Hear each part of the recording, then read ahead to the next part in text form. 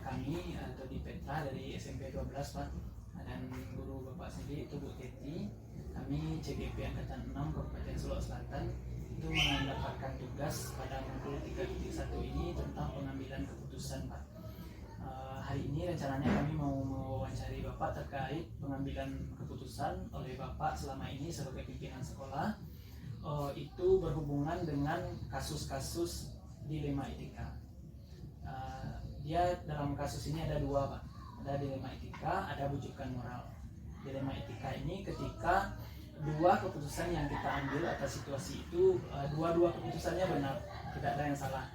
Sedangkan bujukan moral itu adalah ketika kita memilih antara keputusan yang benar dan salah. Salah di sini maksudnya berhubungan dengan pelanggaran hukum Pak. Jadi hari ini kami mau melakukan wawancara terkait hal-hal tersebut Pak. Mungkin kita mulai aja langsung ya Pak. Ya, silakan. Yang pertama di sini mungkin terkait dengan dilema etika dan bujukan moral tadi. Selama ini kira-kira Bapak dalam mengidentifikasi suatu kasus itu tergolong dilema etika atau bujukan moral, bagaimana Bapak cara mengidentifikasinya Pak? Oh, baiklah, terima kasih. Satu hal yang namanya kasus artinya ada masalah. Nah, kapan terjadi masalah? Saat sesuatu sudah tidak berjalan sesuai dengan semestinya. Nah, artinya pada saat itu kita akan tahu itu adalah sebuah masalah. Nanti apakah kita akan melihat manakah yang masuk ke dilema etika atau bujukan moral? Nanti akan terlihat hasil identifikasi kita. Apakah kasus tersebut ada indikasi pelanggaran terhadap sebuah aturan? Nah, itu masuk ke bujukan moral. Atau apakah kasus tersebut belum ada indikasi ke pelanggaran aturan atau kesepakatan, seperti itu. Terus yang kedua silakan Pak Teti. Bagaimana prosedurnya Pak Bapak untuk mengambil keputusan tersebut ya? Belum prosedur menjalankan. Sebagai berikut, cut saya. Oh iya, bagaimana Bapak menjalankan pengambilan keputusan di sekolah yang Bapak pimpin ya? Oke, baiklah. Yang pertama yang perlu kita lakukan, tentu saja kita harus tahu masalahnya apa. Yang pertama, kita harus mengetahui dengan jelas apa masalahnya. Setelah kita mengetahui masalahnya, kita harus tahu sekarang pihak-pihak yang terlibat siapa saja. Siapakah pihak yang bertentangan? Kalau dalam hal mungkin ada 2 atau 3 pihak. Nah, setelah kita tahu masalahnya, setelah itu barulah kita kumpulkan informasi yang fakta sebanyak-banyaknya untuk mengetahui tentang masalah ini. Nah, setelah kita kumpulkan informasi dan fakta, baru kita lihat, baru kita tes, baru kita uji masalahnya apa dan bagaimana kedudukan masalah ini, baik secara moral, baik secara hukum, atau secara aturan. Nah, setelah kita uji, barulah kita buat alternatif keputusan. Kita belum bikin keputusan, cuma kita buat alternatifnya. Dan ada alternatif 1, alternatif 2, alternatif 3. Nah, setelah kita bikin alternatif keputusan, barulah kita pilih manakah kira-kira keputusan yang paling baik, yang terbaik yang akan kita ambil. Nah, keputusan yang kita alternatif yang kita rasa merupakan keputusan paling baik, itulah yang kita ambil sebagai keputusan. Apakah berhenti sampai di situ saja? Sebaiknya tidak. Nah, setelah kita mengambil keputusan, akan terlihat hasil dari keputusan yang kita buat. Nah, kita pun sebaiknya harus bisa belajar, harus bisa mengambil pelajaran, harus bisa merefleksikan dari keputusan yang kita buat. Apakah keputusan kita efektif, apakah berjalan dengan lancar, itu kita refleksikan agar di pengambilan keputusan berikutnya kita bisa lebih baik dan lebih tepat dalam mengambil keputusan. Jadi kira seperti itu. Berarti dari penjelasan Bapak tadi sudah terlihat bagaimana Bapak melakukan pengambilan keputusan di sekolah. Sekaligus Bapak sudah menjelaskan juga prosedur atau langkah-langkah seperti apa yang akan Bapak lakukan. Terus mungkin selanjutnya Pak, tadi kan Bapak sudah menjelaskan langkah-langkah dan prosedurnya. Kira-kira dalam pengambilan keputusan itu hal-hal apa yang Bapak anggap efektif dalam pengambilan keputusan tersebut? Yang paling penting kita harus tahu masalahnya. Harus tahu masalahnya, kita harus tahu pihak yang terlibat dan barulah kita kumpulkan informasi yang berupa fakta, bukan opini, berupa fakta sebanyak-banyaknya. Semakin cepat kita tahu masalahnya, tahu pihak yang terlibat, semakin banyak informasi yang bisa kita kumpulkan, biasanya keputusan yang akan kita ambil akan semakin efektif. Biasanya seperti itu. Oke. Hal apa yang merupakan bagi Bapak dalam mengambil keputusan, tantangan apa yang paling berat buat Bapak itu dalam mengambil keputusan? Ya tentu saja dalam mengambil keputusan kita sebagai manusia, kita ingin mengambil keputusan yang bisa menyenangkan semua pihak. Nah, namun terkadang keputusan yang kita ambil belum tentu atau tidak bisa menyenangkan semua pihak. Mungkin tidak semua orang. Jika apabila kita tidak bisa membuat keputusan yang menyenangkan semua pihak, minimal kita mengambil keputusan yang paling baik dari alternatif keputusan yang baik sesuai dengan masalah dan fakta yang ada. Ya, berarti tantangannya di sini adalah adanya pihak-pihak yang mungkin tidak senang atau tidak suka dengan keputusan yang kita ambil ya Pak ya. Baik Pak, dari penyelesaian kasus itu, misalnya kasusnya ada terjadi di hari itu misalnya Pak ya, dalam terkait dengan waktu, apakah Bapak dalam menyelesaikan sebuah kasus itu diselesaikan pada saat kasus terjadi atau ada Bapak jadwalkan untuk penyelesaian sebuah kasus atau penjadwalan terhadap penyelesaian? Itu tergantung dari kasusnya, tergantung situasional kasusnya, tergantung kondisinya. Ada beberapa kasus yang mungkin butuh penanganan segera, namun ada beberapa kasus yang mungkin kita butuh mencari informasi lebih banyak dulu untuk menenangkan pihak-pihak yang terlibat dalam kasus tersebut terlebih dahulu, sehingga nantinya kita bisa mengambil keputusan. Jadi intinya situasional, tergantung apa masalahnya, kita sedang menghadapi masalah yang seperti apa. Seperti itu. Berarti setelah Bapak menanyakan kepada pihak yang tersebut, Bapak telah menentukan sesuai kondisi ya Pak ya? Intinya Menyelesaikannya.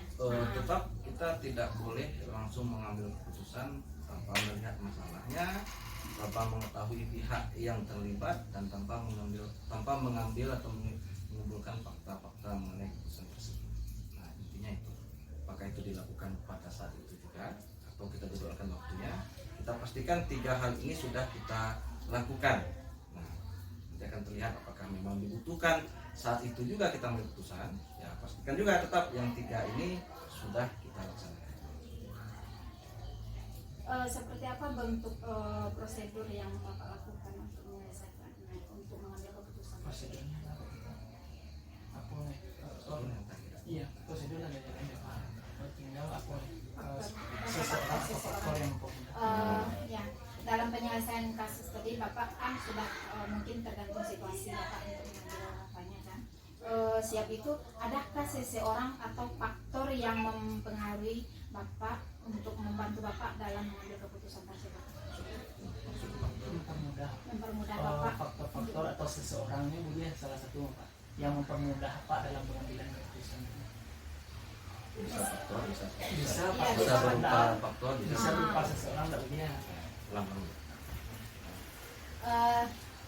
Setelah serangkaian Bapak melakukan pengambilan keputusan, dalam pengambilan keputusan tersebut tentu Bapak mempunyai faktor-faktor untuk mengambil keputusan atau seseorang yang membantu Bapak dalam pengambilan keputusan itu.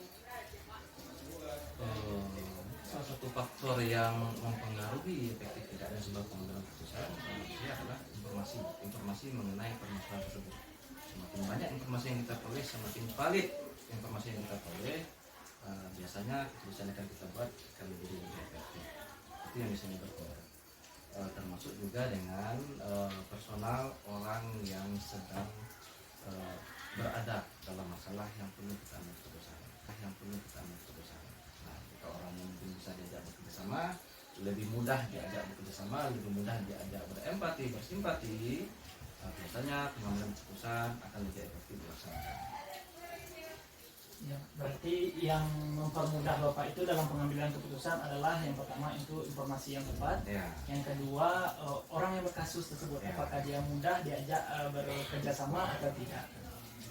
Terus mungkin yang terakhir Pak dari pertanyaan kita ini, dari sekian banyak kasus yang Bapak hadapi itu, tentu dalam penyelesaiannya ada hal-hal yang bisa kita jadikan pelajaran.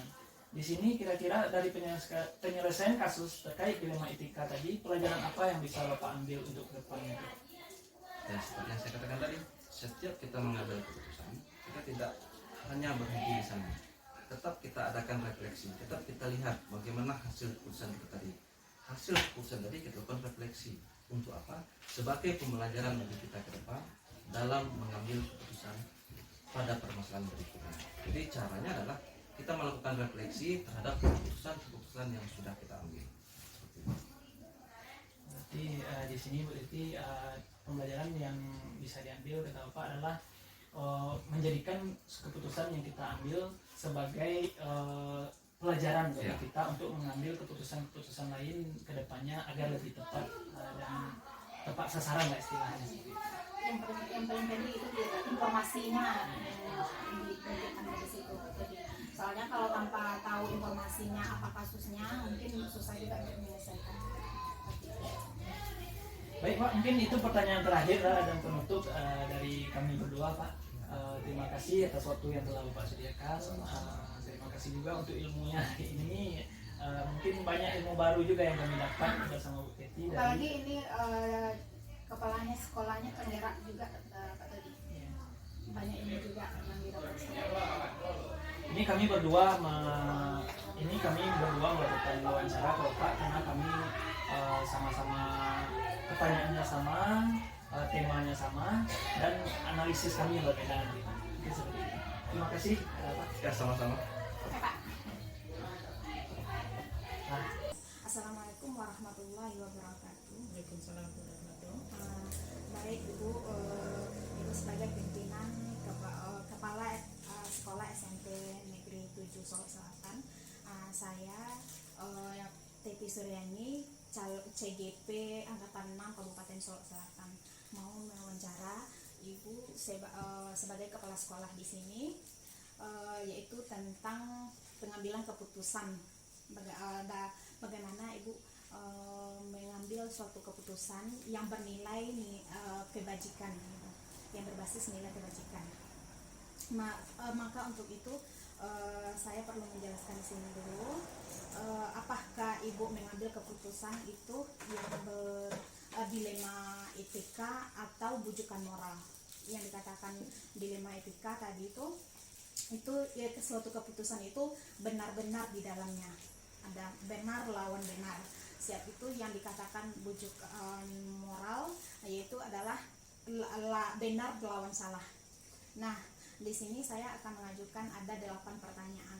Yang pertama yaitu selama ini bagaimana Ibu mengidentifikasi suatu kasus dalam pengambilan keputusan? Baik, terima kasih atas tempat diberikan. Dalam sebuah mengambil keputusan, kita akan mengidentifikasi kasus tersebut. Kita lihat latar belakang permasalahan yang akan terjadi. Maka kita akan mencari data-data sebelum kita mengambil suatu keputusan. Oh, baik. Berarti Ibu sebelum mengambil keputusan Ibu cari data dulu. Cari data dulu. Ya, baik Bu. Untuk pertanyaan kedua, bagaimana Ibu menjalankan pengambilan keputusan di sekolah yang bernilai dilema etika tadi? Sebelum kita mengambil suatu keputusan, kita akan melihat dulu penyebab permasalahan ini, dan kita akan mencari informasi daripada informan yang lain. Baru nanti akan kita selesaikan dan kita musyawarahkan. Oke, berarti Ibu mencari informasi dari teman sejawat atau teman yang lain dulu. Yang lain dulu. Oke. Oke. Yang ketiga, pertanyaan yang ketiga, langkah-langkah atau prosedur seperti apa yang Ibu lakukan dalam pengambilan keputusan? Setiap kita akan mengambil keputusan, kita akan kaji ulang atau kita lihat kembali permasalahan ini datangnya dari mana dan apa penyebabnya. Kemudian kita cari informasi dari kejadian ini. Tentu akan kita lihat kembali peristiwanya itu apa, latar belakangnya apa. Kemudian setelah kita ambil keputusannya kembali, baru kita bisa memutuskan permasalahannya ini. Kita lihat latar belakangnya dulu permasalahannya. Oke, berarti dari latar belakang masalahnya Ya. Bu ya. Oke, yang pertanyaan untuk yang keempat. yang dianggap efektif dalam pengambilan keputusan, apa yang Ibu lakukan? Dalam pengambilan keputusan yang agak efektif itu kita harus melihat untung ruginya dalam keputusan kita ini. Apakah nanti keputusan yang kita ambil ini merugikan seseorang yang mengakibatkan dengan jabatannya atau perilakunya ini mengakibatkan dia ini bisa maju atau tidak. Jadi setiap kita mengambil keputusan kita harus pertimbangkan dulu bagaimana efeknya terhadap tingkah laku seseorang. Oke, berarti Ibu melihat dulu ya, Ya. apakah efek dari suatu pengambilan keputusan ini ya, Bu? Ya, Oke, baik. akibatnya kita perhatikan dulu. Iya. Oke, pertanyaan yang kelima, hal-hal yang merupakan tantangan dalam pengambilan keputusan, apa saja hal yang menurut Ibu yang tantangan dalam pengambilan keputusan ini? Setiap kita mengambil suatu keputusan tentu akan ada terhadap baik itu instansi ataupun diri pribadi saya sebagai pimpinan, tentu akan ada penilaian daripada permasalahan ini, ada baik dan buruknya. Jadi di setiap mau mengambil keputusan kita tidak lepas dari musyawarah dan kita selidiki permasalahannya ini. Yang penting jangan dalam kita mengambil keputusan merugikan terhadap seseorang yang mempunyai permasalahan. Oke, berarti diselidiki dulu ya Bu ya, Ya. permasalahannya, apa tantangannya tentu pasti ada Ya. ya Bu. Setiap keputusan pasti ada. Pasti akan ada. Iya. Berarti ya pertanyaan yang keenam, apakah Ibu memiliki jadwal dalam penyelesaian kasus itu atau langsung Ibu selesaikan kasusnya itu Bu?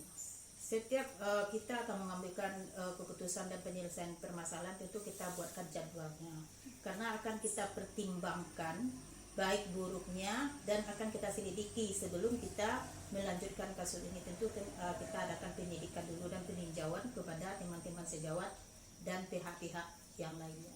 Oke, berarti sebelum mau diadakan pengambilan keputusan berarti kita jadwalkan dulu ya Bu, cari informasi Cari dulu informasi dari dulu. dari teman lainnya. Oke, pertanyaan yang ketujuh, adakah seseorang atau faktor yang mempermudah atau membantu Ibu dalam pengambilan keputusan dalam dilema etika ini?